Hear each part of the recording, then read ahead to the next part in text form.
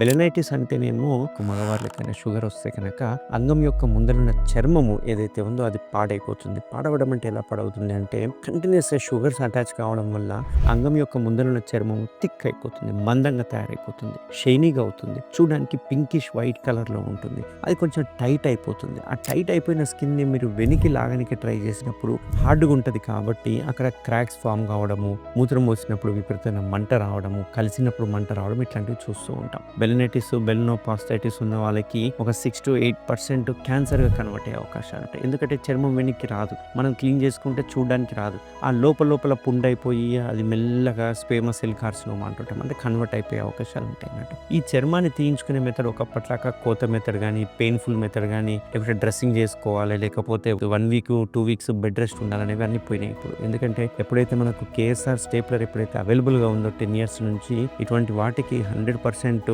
కాస్మెటిక్‌గా మనం చికిత్స అందించొచ్చు. Complete painless అందించొచ్చు. బ్లీడ్‌లెస్ అందించొచ్చు. అసలు బ్లడ్ అనేది ఉండదు. అండ్ పేషెంట్ ఇక్కడ ఇందులో బ్యూటీ ఏంటంటే 5 మినిట్స్‌లో సర్జరీ అయిపోతే హాఫ్ ఎన్ అవర్‌లో పేషెంట్ డిశ్చార్జ్ చేసేసుకుంటే డైరెక్ట్‌గా ఆఫీస్‌కి వెళ్ళిపోవచ్చు. అంటే జస్ట్ ఒక లంచ్ బ్రేక్‌లో చేయించుకునే అంత ఈజీగా మనం ఈ సర్జరీని చేయగలుగుతున్నాం అన్నట్టు. ఎందుకంటే బికాస్ ఆఫ్ స్టేప్లర్.